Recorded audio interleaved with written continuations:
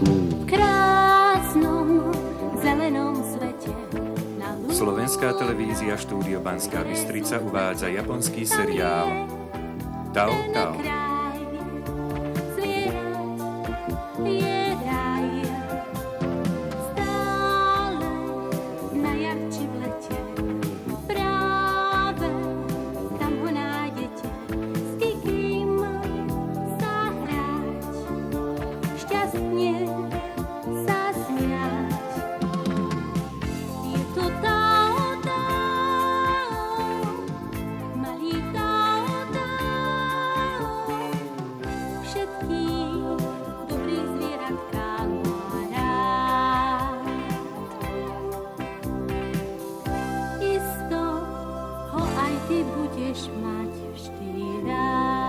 Rybkin dar.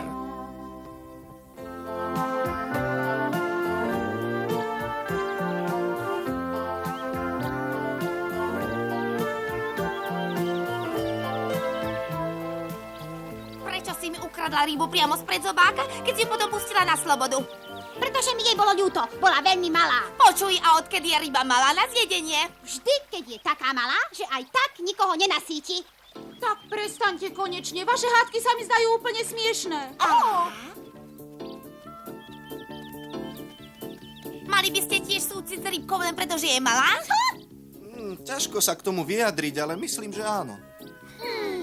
No vidíš, aj malé ryby sú jedla. Neviem, čo mám s nimi robiť. Hádajú sa už celé hodiny. O rybu. Nemám ani poňatie, ako vám mám pomôcť. Ale ak chcete, zoberiem vás k mojej mame. Väčšinou jej príde na nejaké riešenie.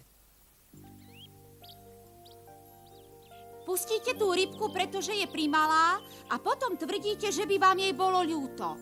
Nebolo to prvýkrát, čo niekto takto konal. Včera som jej dala jednu rybku ja a dnes bola ona na rade chytiť jednu pre mňa. Je to tak? Samozrejme, že nie. Ona vždy klame. Och, aká nehoráznosť. Ako len môžeš také niečo povedať, keď tu niekto klame, tak si to ty. Budete tu teraz po celý čas na seba vykrikovať, alebo ste si prišli vypočuť môj názor? Ja si ho rada vypočujem. Dobre, to ma teší. Pred mnohými rokmi žili v jednej malej dedinke pri Južnom mori malý kocúrik a jeho starý otec. Starý otec bol už veľmi slabý. Sotva mohol vstať z postele a tak sa kocúrik musel postarať, aby bolo v dome vždy niečo pod zub. Starý otec, však bude dnes zasa pršať. Nie, ja si myslím, že dnes bude veľmi horúco. To je dobré, nemám rád dážď. Ale ryby berú oveľa lepšie, keď prší. Kocúrik chytal spolu so všetkými mačkami a kocúrmi, ktorí žili v dedine, v blízkej rieke ryby. Ale kocúrik nebol dobrý rybár. Hodiny a hodiny sedel na brehu s udicou spustenou vo vode, ale úspech bol sotva priemerný.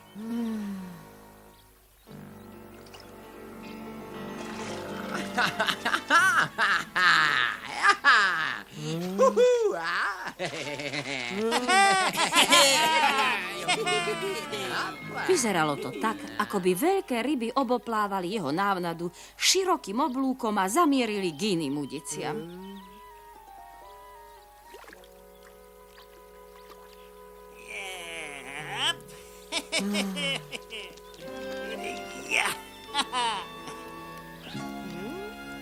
Hopla. Prečo? Prečo sa vám chytia stále len veľké ryby a mne len drobné? Trpezlivosť, malý. Časom sa naučíš, ako treba chytať ryby. Dúfam. Nerozumiem tomu. Jednoducho tomu nerozumiem. Keď sa večer kocúrik vracal domov, bol veľmi nešťastný. Hanbil sa ukázať starému otcovi skromnú korisť. Iba dve. Neviem, čo robím zle. Iní chytia tie najtučnejšie ryby a ja len tieto sardinky. Nerozčuluj sa, kocúrik. Radšej sa najesť, ľahni si. Mal si ťažký deň. Ty musíš tiež jesť. Je to milé, že sa o mňa tak staráš, ale momentálne nie som hladný. Rozumiem. Vďaka, starý otec. Kocúrik vedel, že sa starý otec z lásky k nemu zriekol svojho podielu a pevne sa rozhodol nasledujúci deň všetko napraviť. Starý otec? Čo robím zle? Nejaké vysvetlenie musí byť. Ach, kocúrik, loviť ryby nemožno len so šikovnosťou, ale aj s istou dávkou šťastia. Tak potom iste nechytím veľkú rybu. Neviem to a tiež nemám šťastie. Je to nespravodlivé. Používam tú istú návnadu ako ostatní a chytám ryby v tej istej rieke. Sedíme dokonca tesne vedľa seba. Kocúrik, prečo si nestiahneš deku cez hlavu? Zabudneš na hlúpe ryby a zaspíš. Lovil si už niekedy ústrice? Nie, ešte nikdy. Prečo to chceš vedieť? Vraj niekto včera našiel v jednej ústrici perlu. Šťastlivec. Keď to bola veľká, pekná perla, tak teraz je bohatý. Hej? Kocúrik, prečo sa divíš? Perly sú vzácne. Nevedel si to? Nie, to som nevedel. Hovorí sa, že väčšina perál patrí morskému kráľovi. A je ich vraj tak veľa, že ich ešte nikto nikdy nedokázal spočítať. Viem si to predstaviť. Stráži si ich. To verím. Dobrú noc. Kocúrik celú noc sníval o podmorských zámkoch, ústriciach a perlách. Tak rád by našiel jednu perlu, ale vedel, že sny sa len zriedka kedy vyplnia. A tak ráno, keď opäť sedel na brehu rieky, túžil aspoň raz chytiť poriadne veľkú, tučnúčkú rybu. Pre dnešok bude múdrejšie nechať to tak. Dnes ryby neberú. Áno, dnes je zlý deň. Aj. Niekedy je to ako začarované. Tak.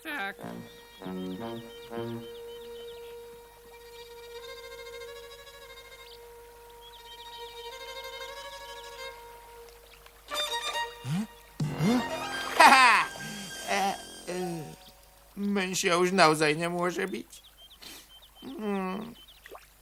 Ako sa mám z tohto nasýtiť?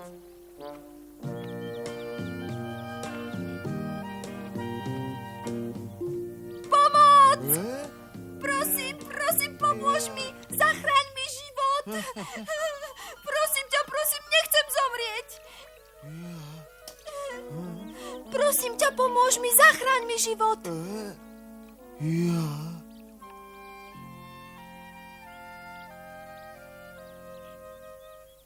Áno, máš pravdu. Je naozaj malá na zjedenie. Budem ju každý deň krmiť riasami, aby narástla.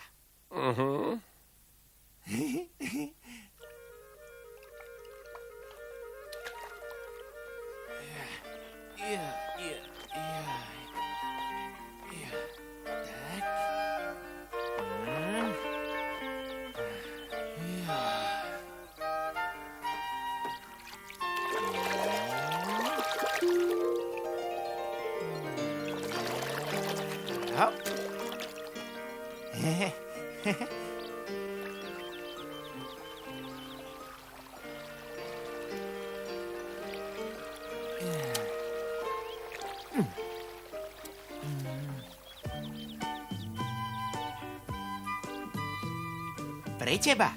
Prajem ti dobrú chuť. Ďakujem. Srdečná vďaka. Zjedz všetko, zajtra ti donesiem čerstvé riasy. Za dobré srdce budeš bohato odmenený.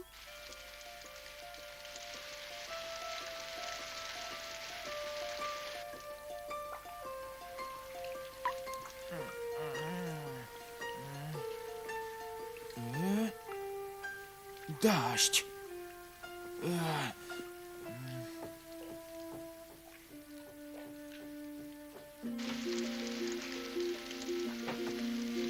Nenávidím dážď.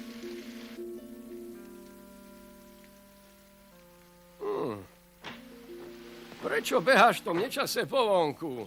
Prepáč, starý otec. Ja viem, nemusíš nič hovoriť. Mal si starosti o svoju rybku a doniesol si ju, je tak? No dobre, osúš sa. Je veľmi pekná, ale myslíš, že dažďová voda škodí? Nie, samozrejme, že nie. Len sa obávam, že to jazierko, ktoré som jej postavil, je primalé. Tak postav väčšie, ktoré nezaplaví pri každom slabšom daždi. Áno, tiež som si to povedal, keď som stál tam vonku v daždi. Hotovo. Teraz máš dosť miesta na plávanie?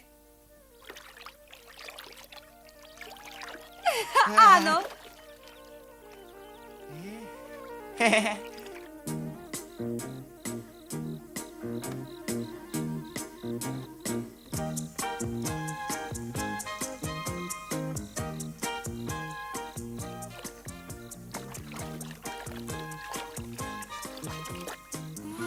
Kocúrik, prosím ťa, nechoď preč. Vezmi aj mňa, Kocúrik, chcela by som ísť domov. Ale prečo? Je mi smutno za domovom. To som nevedel. Bolo by to pekné, keby som ťa mohla predstaviť svojim rodičom. Pôjdeš so mnou? Ty máš rodičov? Myslíš, že rybky nemajú rodičov? Musím sa ti priznať, že som ešte o tom nerozmýšľal. Tak ideš so mnou? To žiaľ nepôjde. Povedz áno, ja sa postaram, aby sa ti nič nestalo. Vo vode? Dávam ti čestné slovo. Opýtam sa starého otca. Keď mi dovolí, tak s tebou pôjdem.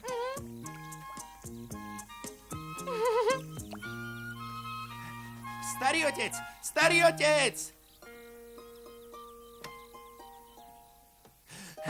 Len si predstav, čo povedala rybka.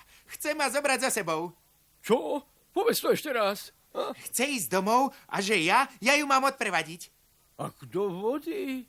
Áno. Starý otec, povedz áno. Ale ty predsa nemôžeš vo vode dýchať. Povedz áno, starý otec, prosím. Teda dobre, pre mňa, za mňa.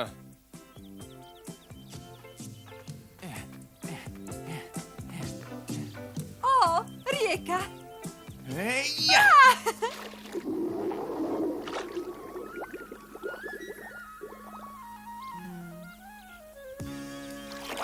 Vysadni na môj chrbát, Kocúrik. Áno, rád. Hop. Sedíš dobre?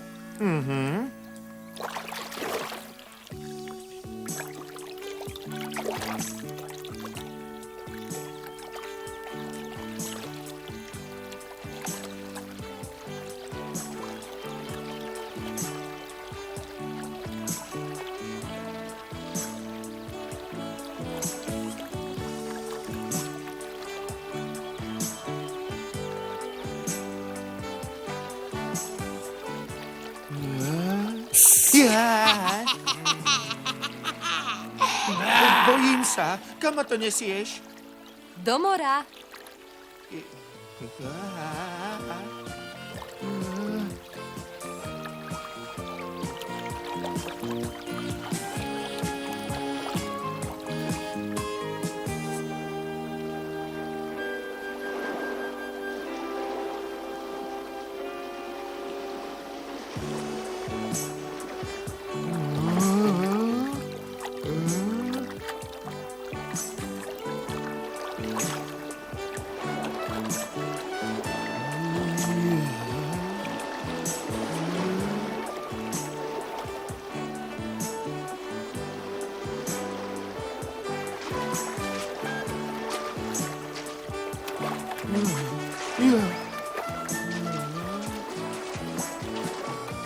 Kde sme? V mori. Je tu pekne.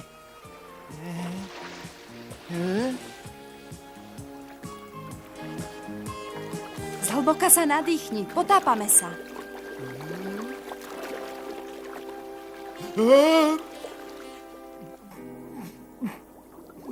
Ako to, že môžem dýchať? Povedala som, že sa ti nič nemôže stať.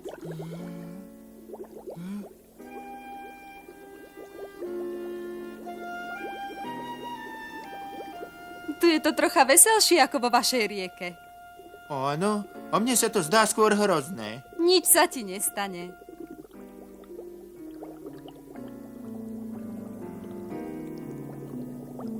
Prečo sa ponáraš ešte hlbšie? Nemôžeme ostať radšej hore blízko vodnej hladiny? Máš problémy s dýchaním? Nie. Tak teda, dôveruj mi. Veď ti hovorím, že so mnou sa ti nič nestane.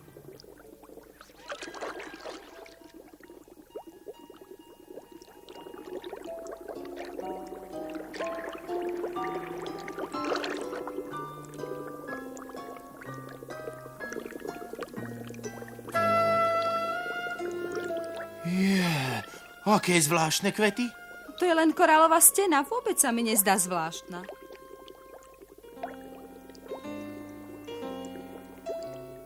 Len či to všetko nie je iba sen?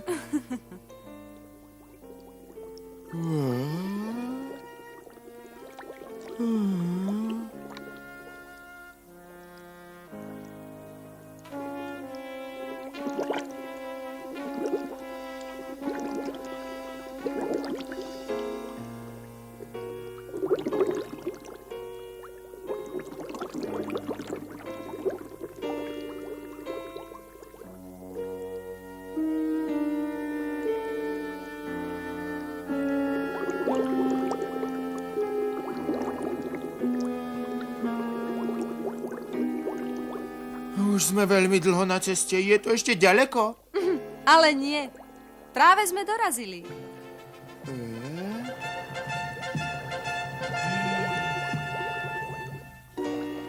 Ale veď to vyzerá ako nejaký palác. To aj je palác. A keď mi ešte teraz povieš, že tvoj otec je kráľ, tak potom sa mi to musí snívať. Môžeš zosadnúť. Dcera moja. Otec. Sme šťastní, že ťa tu zase máme. Predstavujem vám svojho záchrancu.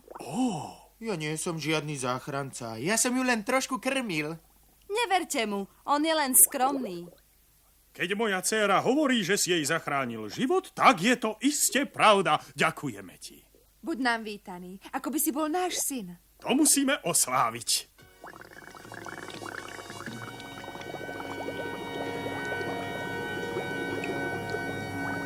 No poď, počul si, čo povedali. To sa musí osláviť. Nepovedala si im celú pravdu. Veď ja som ťa vlastne chytil na udicu. Bola to práve tak aj moja vina. Mala som byť šikovnejšia. Len im to nepovedz, lebo by som musela ísť do školy. Dobre, keď chceš, ostane to naše tajomstvo. Áno. Ja. Jedz, koľko vládzeš. Nevieš sa rozhodnúť? Áno.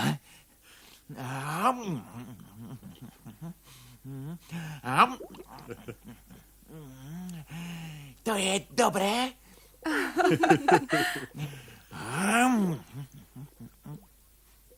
Keby som tak mohol niečo odložiť Starkému.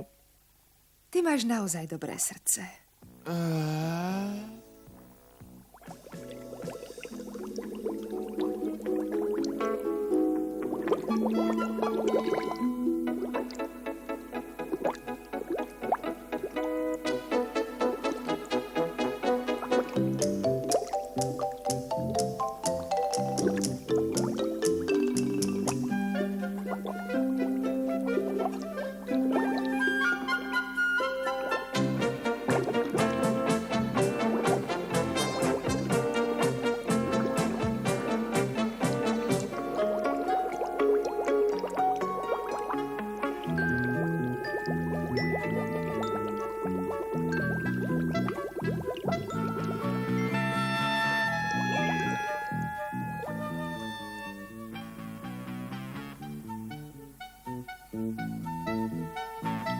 Kocúrik, zdá sa, že sa ti naše malé predstavenie veľmi páčilo. Áno. Ale nezabudni na jedlo.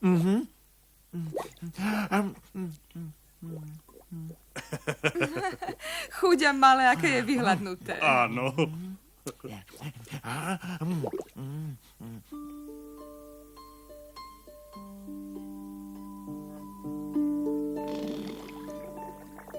Dúfam, že ste spali dobre. Áno, ďakujem. Spal som veľmi dobre. Raňajky sú na stole.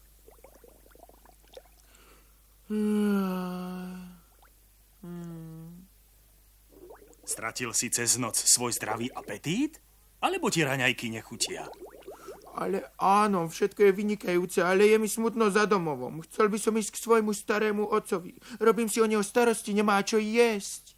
Och, aký je len milý tento kocúrik.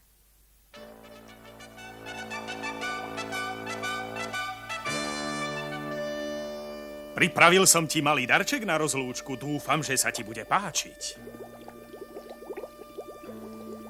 Ďakujem, otecko. Nie za čo, dcérka. Tvoj priateľ si to zaslúži. Verím, že za každým, keď sa pozrieš na túto škatulku, si na nás spomenieš. Celkom iste. Ale aj bez tohto darčeka by som nikdy nezabudol, aký ste boli ku mne láskaví. Moja dcéra ťa odprevadí domov a postará sa, aby si cestu prešiel bezpečne. Ďakujem, veličenstvo. Nasadni. Áno, ďakujem. Škatulku otvoráš doma? Áno, áno, pán kráľ. Je tam malé prekvapenie. Hádam sa ti to bude páčiť. Iste.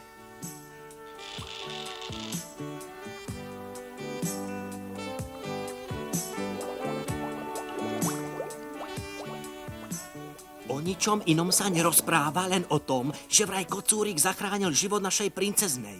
Musíme mu byť vďační.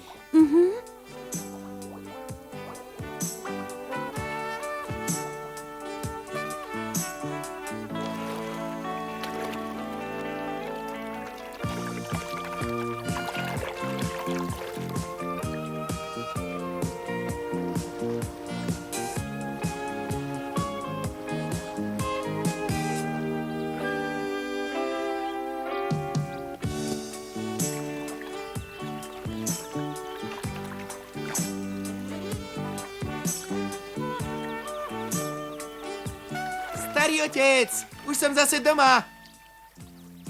Ako dobre, kocúrik môj.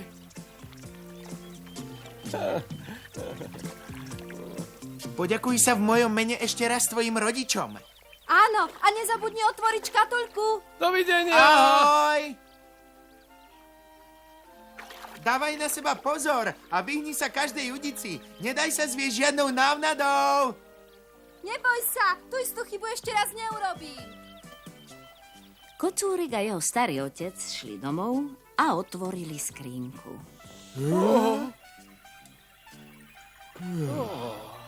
Bola až po okraj naplnená jagavými perlami, trblietavými korálmi a morskými hviezdicami zo smaragdov.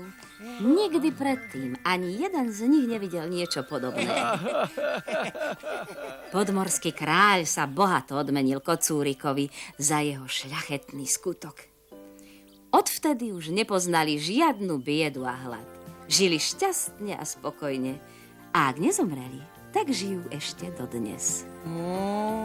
To je všetko pekné, ale také niečo sa stáva len v rozprávkach. Žiaľ. Áno. Ale môžeme sa z toho poučiť, že z času na čas je treba preukázať aj trochu súcitu. Áno, to je pravda. Som veľmi rada, že ste sa už prestali hádať. Prečo si nechytíte veľkú rybu, z ktorej by ste sa nasytili všetky tri? V potoku je ich predsa dosť? Áno.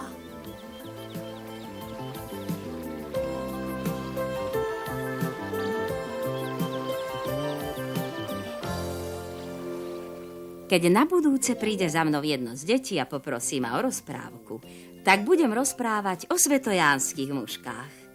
Žili v údolí svetojánskych mušiek a noc čo noc mali slávnosť. Až jedného dňa bol pokoj krásneho údolia citeľne narušený. Zlý drak pochytal svetelné víly a tým uvalil na krajinu večnú tmu. No traja svetojánski princovia, Lago, Tantaka a Junda, sa nenechali zastrašiť. Hrdinsky sa vydali na cestu plnú nebezpečných nástrah, aby oslobodili svetelné víly z pazúrov 9-hlavého draka. Či sa im podarilo zvíťaziť nad drakom a vrátiť údoliu svetojánskych mušiek svetlo, to vám porozprávam na budúce.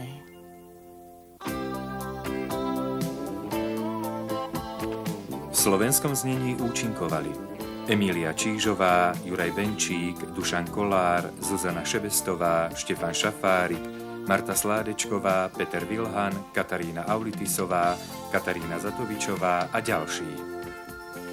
Spolupracovali Tatiana Kristiníková, Marta Vestegová, Miroslav Lehocký, Monika Dudláková, Marta Gajdušíková a Dušan Kizek. Slovenské znenie vyrobila Slovenská televízia štúdio Banská Bystrica.